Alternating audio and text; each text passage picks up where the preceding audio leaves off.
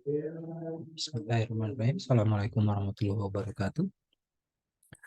Eh, Pada video kali ini, saya akan melanjutkan bahasan topik di mata kuliah Bisnis Proses Manajemen, di mana topik yang akan dibicarakan kali ini adalah terkait strategi dan proses desain.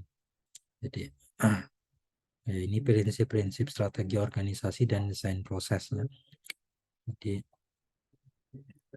nah ini merupakan topik kedua dari silabus kita di perkuliahan kali ini. Baik, kita mulai dengan di sini sebuah gambar sebuah model yang menunjukkan bagaimana mengembangkan satu strategi untuk meningkatkan produktivitas satu organisasi. Jadi peningkatan produktivitas itu selalu terkait dengan goal atau strategi goal dari company. Kalau kita lihat di gambar ini ya, dimulai dari atas itu strategi goal company. Jadi visi tujuan utama yang strategik itu seperti apa. Nah, biasanya nanti untuk mencapai ini kita perlu melihat analisis, yaitu baik internal faktor maupun eksternal faktor. Internal itu biasanya adalah terkait kekuatan dan kelemahan yang kita miliki, organisasi ini miliki, sedangkan eksternal itu yang ada di luar, yaitu ada kesempatan dan ada peluang dan ancaman apa yang ada di luar sana. Nah, hal ini kemudian kita pakai untuk merancang formulasi strategi dan kemudian juga mengimplementasikannya. Nah, seperti itu biasanya. Jadi ada goal, ada internal faktor, ada strategi, merancang strategi, memformulasikan strategi, terus mengimplementasi. Kalau kita lihat nanti setelah dirancang dan yang dirancang, yang kemudian nantinya diimplementasi, apa yang penting? Yang penting itu kan di situ kita ingin melihat productivity kan. Jadi ketika memang kita ingin meningkatkan produktivitas, apa saja yang penting di waktu kita formulasikan. Jadi kita perlu memahami apa itu produktivitas, bagaimana caranya, dan seterusnya. Kemudian waktu diimplementasi, kita juga harus bisa mengintegrasikan berbagai strategi itu sehingga itu memang cocok untuk dilakukan peningkatan produktivitas. Nah, itu yang pertama. Di sini juga saya ingin menyampaikan melempar satu isu lagi terkait BPM. Jadi bagaimana historical development related. Jadi perkembangan historis terkait BPM itu sendiri. Jadi kalau kita lihat di gambar yang ada di sini, itu kan di bagian bawah di aksisnya itu ada massa ya, ada pergerakan massa dari prehistoric time, ancient time, middle age, sama industrial time, di mana ada, kalau kita melihat dari dua sisi, yaitu kapabilitas pekerja dan fokus dari pekerja, itu ada perkembangan juga yang berubah di antara waktu-waktu tersebut. Kita lihat dari awalnya dari sisi fokus pekerja. Fokus pekerja itu di masa dulu itu biasanya entire fokusnya itu semuanya, jadi ke semua produk. Makin lama dia makin mengerucut menjadi fokus kepada satu bagian, single part dari satu produk.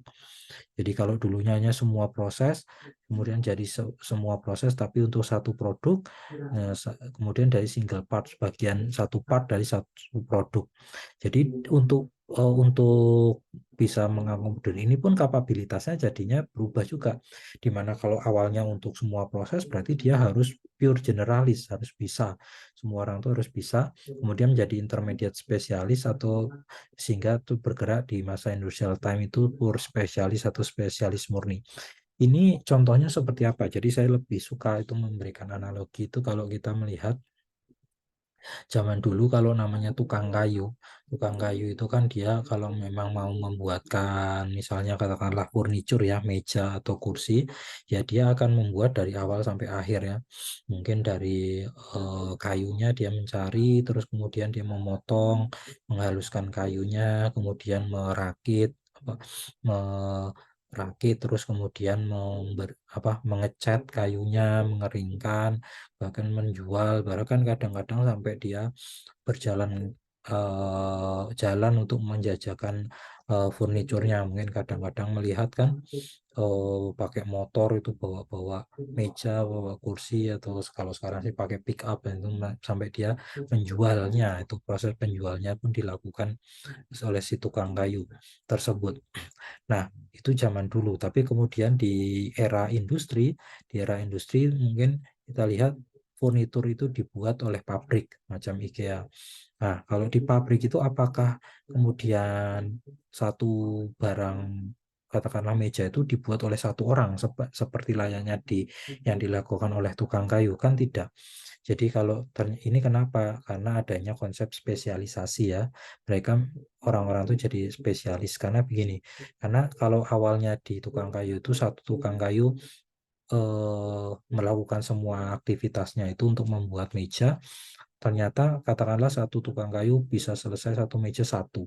Berarti kalau tiba-tiba ordernya banyak, ya dia harus ada berapa tukang kayu kan? Misalnya ada 10 meja yang ingin dihasilkan setiap harinya, berarti harus ada 10 tukang kayu.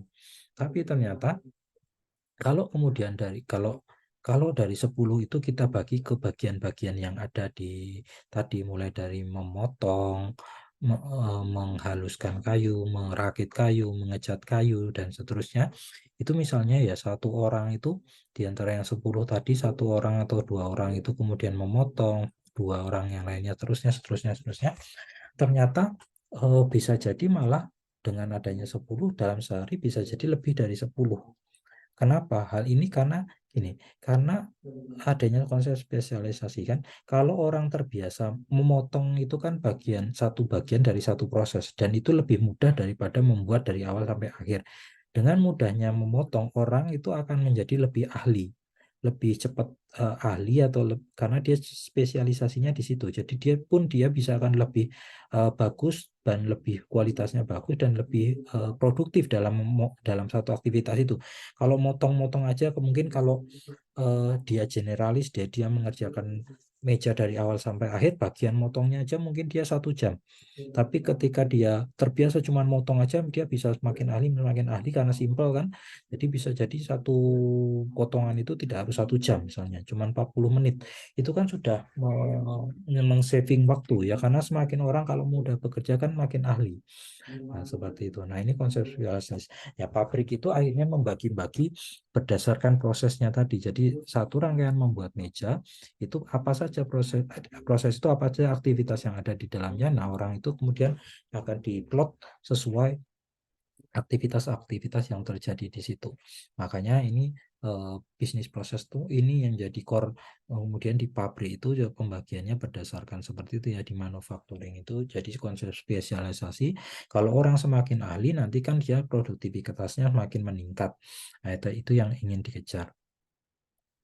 Nah, jadi kalau tadi dibilang ada pergerakan, ada perubahan, dari sisi orang ya, dari sisi zaman dulu, zaman sekarang, dari sisi bisnis pun ada perubahan. Jadi kalau dari tradisional bisnis yang tadi ada strategi, itu ingin produktivitas, itu kita punya strategi, kemudian nanti prosesnya seperti apa, itu tuh bisa langsung dilakukan. Karena apa? Karena tradisional bisnis itu sebetulnya lebih lebih itu, kalau bisa lihat kondisinya lebih stabil, lingkungannya stabil, kompetisinya rendah, lebih pasti, terus apa, relatif lebih simpel, bisnis prosesnya lebih statik, lebih terbatas melakukan bisnis, dan ya stakeholdernya itu lebih moderate pressure-nya. Jadi ini contohnya ya, mungkin zaman-zaman dulu sebelum adanya internet kan memang orang tidak banyak berkomunikasi kan. Jadi biasanya dulu yang punya capital, kalau zaman dulu yang bisa bikin pabrik, mungkin zaman dulu orang lebih suka barang buatan pabrik daripada barang buatan ya biasalah di home industry gitu, karena memang biasanya pabrik itu bisa lebih terstandar, jadi lebih bagus misalnya kayak gitu. Dan pabrik juga dulu yang bisa, tentu kalau ada pengusaha pakai pabrik sama pengusaha cuman tukang kayu saja, home industry gitu ya tentu pasti menang yang pabrik ya, karena teknologinya lebih bagus, produksinya lebih banyak, dia bisa jual dengan harga murah ya, sepertinya pasti lebih lebih persaingannya nggak terlalu besar lah. Tapi dengan kemudian adanya era komputernya, munculnya komputer tentunya dan internet lagi ya, internet itu adalah era digital bisnis, itu ternyata banyak sekali kondisi ya, ini merubah sekali landscape dari industri itu sendiri, bisnis itu sendiri. Kenapa ya? Kita tahu kalau dulu pemain besar lah yang punya capital, punya modal yang bisa bikin pabrik dan dia juga bisa iklan dan bisa banyak, itulah yang menang. Tapi dengan adanya internet yang kecil-kecil pun dia bisa beriklan dengan sama sama sama kuatnya kalau di lewat internet ya kan. Kalau dulu harus ke TV beli slot iklan, nggak bisa, yang kecil-kecil itu nggak bisa, nggak mampu bayar, tapi dengan internet ya dia juga bisa bikin ini sendiri gitu ya, bikin Instagram di Twitter, di apa, dia bisa masif marketing sendiri, jadi orang pun bisa tahu ini merek-merek yang mungkin cuman sekedar tidak harus kelas pabrik gitu. Nah ini merubah landscape dan banyak sekali peluang-peluang bisnis yang juga terjadi. Tentunya kondisinya juga jadi lebih dinamis, ya kompetisi jadi tinggi kan, karena semua orang bisa, yang kecil-kecil pun bisa ikut bersaing. Nah, telah jadi banyaknya orang pesaing itu jadi menyebabkan lebih tidak pasti, karena banyak semua bisa punya strategi yang berbeda, semua bermain, jadi kan masih tidak pasti. Jadi yang paling jadi butuh banyak inovasi dan seterusnya. Nah, adanya internet itu sendiri kan berarti berbasis IT kan, teknologi informasi kan. Nah, ini makin makin dinamis lagi. Jadi sebetulnya perbedaan hal ini tuh menciptakan gap antara strategi dan bisnis proses. Kadang-kadang kita dulu cukup dengan strategi jangka panjang, terus kita melakukan bertahap, itu aktivitas kita itu kan cukup, tapi sekarang nggak bisa. Karena apa? Karena berubah cepat. Strategi itu kan jangka panjang, goal jangka panjang. Ternyata berubah, tapi dengan adanya era digital bisnis, kondisi itu cepat berubah. Nah, jadi seringkali tidak cukup goal jangka panjang itu untuk kita terapkan. Jadi harus seperti apa? Nah, nah tadi jawabannya harus ada antara strategi dan bisnis proses, itu harus ada namanya bisnis model. Jadi bisnis model ini yang menengarai antara dua hal itu. Tapi di sisi lain perlu adanya, kita juga memperhatikan tadi kan adanya ICT, Information Communication Technology, itu menjadikan kita juga butuh information system di ininya kita, di perusahaan kita, supaya bisa lebih bersaing lebih cepat, lebih efektif dan lebih produktif kan ya. Orang-orangnya pun juga harus paham terkait ini.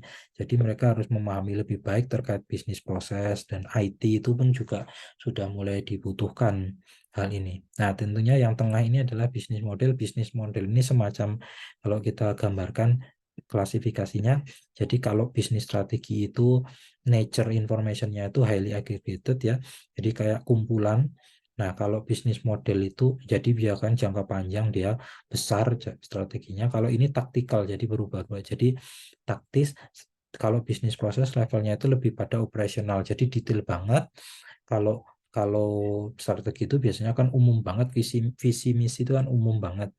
Nah, kalau day to day itu highly detail. Kalau level bisnis model ini agak taktikal. Jadi dia memang berubah-ubah kalau ada kondisi berubah, tapi dia tetap punya punya target. Jadi semacam jangka pendek lah ya, strategi jangka pendek.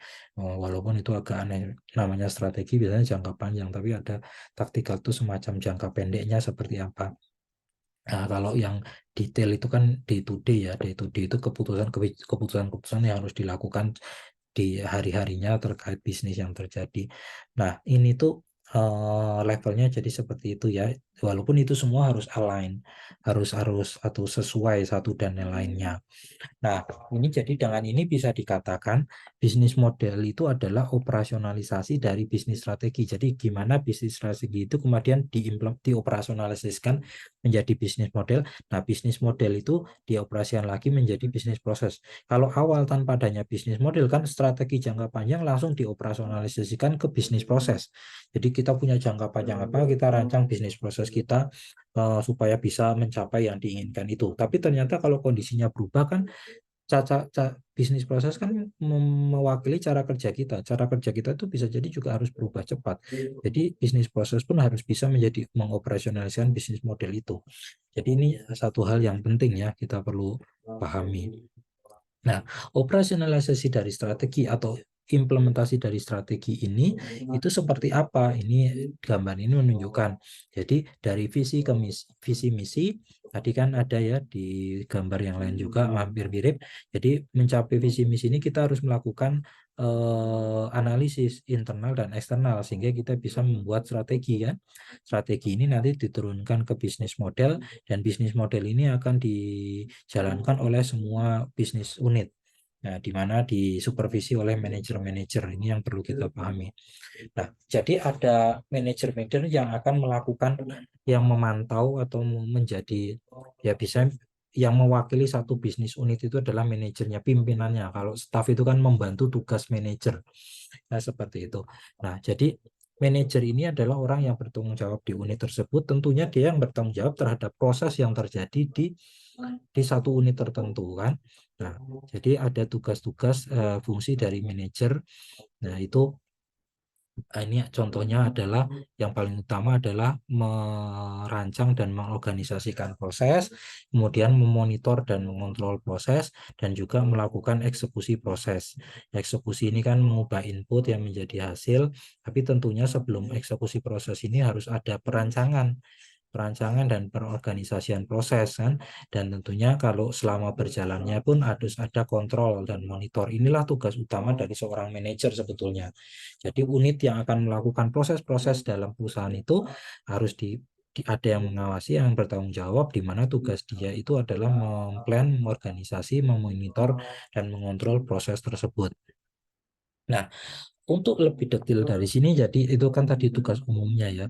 Tapi untuk lebih detailnya kita bisa melihat dari sisi bisnis proses life cycle. Jadi bisnis proses yang terjadi ini kan ada daur hidupnya bisnis proses. Karena tadi kalau yang lama jadi bisa jadi bisnis model yang ada sekarang ini berlaku karena customer masih pengen itu, tapi begitu customer berubah kan kita berubah ya, kita juga bisnis modelnya juga berubah. eh, Seperti apa, mungkin dulu ada namanya bisnis model warnet ya. Warnet, jadi banyak yang datang ke warnet untuk apa, untuk Yahoo Messenger, untuk chatting, tapi lama-lama chatting mati, jadi warnet dipakai untuk sekedar download film misalnya. Tapi itu pun kemudian internet kan sambil internetan. Tapi sekarang internet pun dengan adanya paket-paket data internet yang dari vendor apa, operator-operator itu sudah menyediakan internet yang gampang, itu pun lama-lama warnet juga mati karena bisnis model itu tidak lagi berjalan karena orang sudah enak gitu dengan handphonenya dia bisa internetan dan tidak harus datang ke warnet. Artinya berubah kan proses warnet yang dulu menyediakan apa internet kemudian sekadar untuk tempat download, eh, atau kemudian malah mati, itu kan sesuatu hal yang berubah, cara bekerjanya pun berubah. Nah, itu namanya life cycle. Jadi kadang-kadang satu bisnis model itu ada, oh ini sudah mati. Jadi life cycle itu biasanya memulai, terus ada meningkat sampai puncaknya, terusnya decline. Nah, itu kan ada proses di situ. Jadi suatu model bisnis bisa panjang, selama masih diinginkan orang berarti masih berjalan, tapi ketika sudah tidak diinginkan berarti dia udah decline, jadi ada waktunya mati. Nah, bisnis proses life cycle ini juga ada life cycle-nya ya. Ini seperti apa sih? Jadi proses bisnis tadi kan kita bilang bisnis model itu dioperasionalisasikan oleh bisnis proses. Jadi bagaimana diimplementasi adalah proses yang terjadi kan untuk bisnis tadi. Nah, prosesnya ini seperti apa? Untuk memproses ini dalam life cycle-nya itu ada beberapa tahapan kan. Jadi dari mulai merancang dan melakukan analisis, kemudian jadi kita merancang prosesnya, terus kita analisis, validasi kan, dan kemudian nanti kita langsung ke konfigurasi. Kali ini menurut WSG ya. Jadi dikonfigurasi, jadi coba dipasang ini bisa enggak, kemudian di enactment ya, jadi dijalankan, proses ini dijalankan, kemudian nanti dievaluasi. Evaluasi apakah baik, apakah sudah bagus atau masih perlu perbaikan kan. Kalau perlu perbaikan kita desain lagi, kita analisis lagi, terus kita konfigurasi ulang, kita enactment, kita run lagi, terus kita evaluasi terus, makanya nanti terjadi continuous improvement terhadap proses tersebut. Ini kalau menurut WSG. Nah, menurut WSG untuk daur life cycle itu, daur hidup proses itu ada beberapa peran yang role yang memang penting. Jadi kayak manajer tadi kan, siapa aja yang berperan penting di situ, yaitu ada namanya Chief Process Officer. Jadi harus ada Chief of Process Officer, ini orang di bagian direksi yang memang bertanggung jawab terhadap standardizing dan harmonizing bisnis proses. Jadi menstandarisasi dan mengharmonisasi bisnis proses di dalam satu enterprise, dalam satu perusahaan ya. Jadi dia puncaknya. Kemudian ada namanya business engineer, ini orang-orang yang eh, ini adalah bisnis domain expert. Jadi dia ahli-ahli yang memahami bisnis itu sendiri, domainnya. Ya kalau bisnis healthcare dia paham terkait healthcare, bisnis mining dia terkait paham, atau perbankan, atau agrikultur. Nah seperti itu. Ini domain expert, dia bertanggung jawab terhadap mendefinisikan strategic goal company dan organizational business process. Ini business engineer.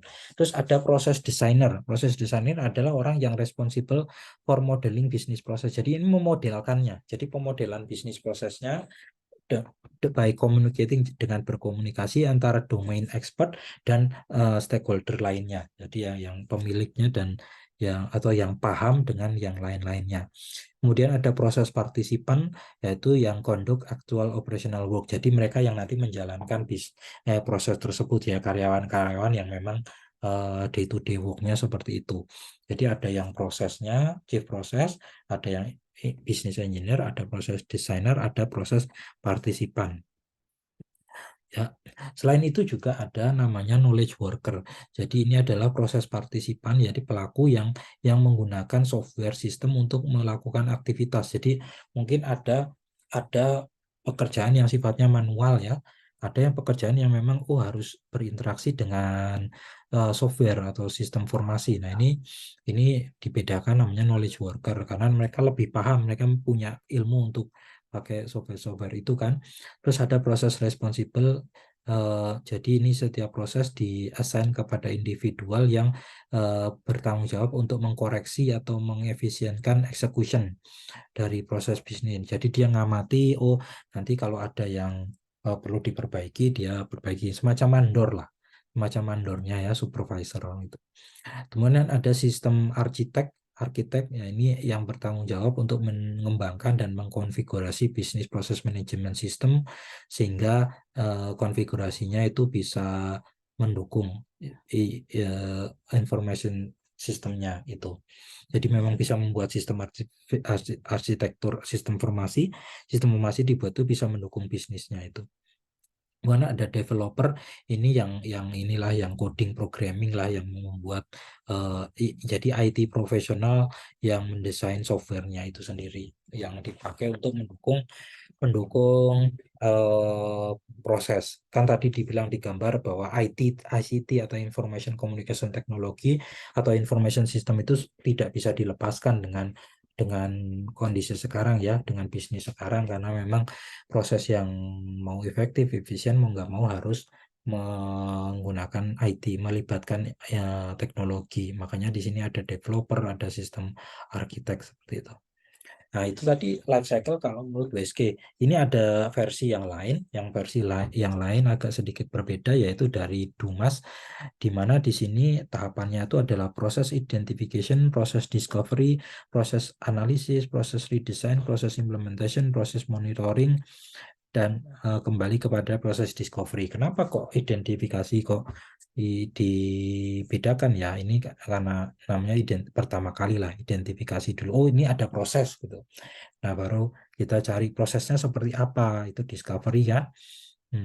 Nanti dianalisis, kemudian dilihat kelebihan kekurangannya, terus diredesain, perlu ada yang dioptimalkan atau tidak, terus diimplementasikan, terus dimonitor dan dikontrolling, nanti dicek lagi, nah seterusnya seperti itu. Kalau menurut ini menurut Dumas ini stakeholdernya agak beda. Jadi di sini ada manajemen tim, proses owner, proses partisipan, proses analis, sistem engineer, sama BPM group. Ini sebenarnya ada beberapa yang sama ya, kayak semacam proses partisipan itu juga sama. Ya kalau yang lain sepertinya dia self-explanatory. Kalau manajemen tim ya orang-orang manajemen, orang-orang yang ngerti bisnis. Nah, kalau di sini bahasanya mungkin nggak terlalu ngerti proses, tapi mereka tahu bisnisnya seperti apa. Kemudian ada proses owner, dia yang bertanggung jawab terhadap proses itu, kepala unit-unitnya tadi. Nanti partisipan ya staff-staff yang menjalankan proses tersebut, analis ya yang mengamati apakah proses ini mengukur ataukah ini perlu perbaikan atau tidak. Kemudian ada sistem engineer, ini orang-orang IT tadi yang nanti akan terlibat dan bagaimana mengimplementasikan proses ini kalau disupport dengan IT. Dan kemudian ada BPM Group, ini semacam Business Process Management Group, semacam komite ya. Biasanya kalau kita ngomong lean atau ngomong change management itu juga ada komite-komite, atau quality itu ada komite-komite yang memang mereka sebentar tapi memastikan bahwa perubahan proses yang terjadi, redesign proses yang terjadi itu berjalan baik dan berhasil. Itu biasanya seperti itu. Nah, kemudian yang terakhir, bagaimana kemudian strategi yang sudah ada tadi kok berpengaruh terhadap bisnis, bagaimana proses itu mempengaruhi bisnis ya. Ini ada satu model namanya balance scorecard. Ini model yang dipakai, yang terkenal oleh di kalangan industri untuk mengukur kinerja ya, performansi dari satu perusahaan. Jadi kalau menurut balance scorecard dari Kaplan Norton ini, strategi itu bisa diukur keberhasilannya adalah melalui 4 perspektif, dilihat dari 4 perspektif. Kenapa 4? Kalau zaman dulu itu mengukur perusahaan bagus atau tidak kinerja itu sebenarnya dari finansial perspektif aja saja kebanyakan, karena yang penting ada uangnya atau enggak, karena namanya perusahaan itu organisasi bisnis, intinya kan nyari profit ya. Kalau ada uangnya, kalau profitnya dapat ya dia sehat, kalau ternyata enggak ya rugi, ya enggak sehat. Tapi ternyata melihat cuma dari sisi finansial itu kan, finansial itu cuma data masa lalu ya, yang sudah dapat uangnya seperti apa, jadi cuma melihat ke masa lalu. Padahal kadang-kadang kita kalau nyetir itu kan melihat masa lalu itu ibarat melihat spion belakang, melihat spion belakang terus. Masa kita nyetir lihat spion belakang terus, kan kita juga harus melihat depan, samping kiri, samping kanan kan. Nah, makanya menurut Kaplan Norton itu juga ada perspektif lain yang harus diperhatikan, yaitu terkait customer, terkait internal proses, dan terkait learning and growth. Jadi ini penting. Jadi learning and growth itu semacam bagaimana kita bertumbuh berkembang sebagai organisasi. Nah, nanti tumbuh kembangnya kita, semakin baiknya kita ini akan mempengaruhi proses kita, internal proses kita, sehingga proses kita jalannya itu juga semakin baik, efektif, dan efisien. Kalau proses kita baik, itu hasil yang kita keluarkan baik, outputnya tentunya kita harapkan customer itu pun akan puas, gitu kan ya. Semakin datang ke kita, bertambah banyak ke kita. Nah, kalau sudah customer bertambah banyak, membeli dari kita, puas, sales, ya tentunya ujungnya akan membawa finansial perspektif ya, membawa revenue yang baik dan profit yang baik ke kita. Nah, di sini kita lihat kalau kita mengamati kinerja yang bagus secara keseluruhan, di sini salah satu yang kedua tadi itu adalah internal proses perspektif. Jadi penting juga untuk memahami proses kan. Di sini Kaplan dan Norton. Jadi proses itu menjadi satu bagian juga yang penting. Ya kalau learning and growth itu mungkin bahasan-bahasan kayak kepemimpinan, self ini apa self self improvement atau training soft skill dan seterusnya seperti itu. Kalau internal proses itu memang bagian dari hard engineering untuk mengoptimalisasikan proses. Jadi operasinya gitu seperti apa. Nah ini penting. Yang kemudian ada customer, ini bahasan-bahasan marketing ya, in financial perspective ini bahasan akuntansi keuangan. Jadi internal proses itu menjadi satu hal yang penting. Inilah yang menjadi sebenarnya core juga di teknik industri untuk kemudian bagaimana membaguskan prosesnya. Jadi dari sini kita sudah lihat proses dan strategi itu berkaitan, baik tadi dari sisi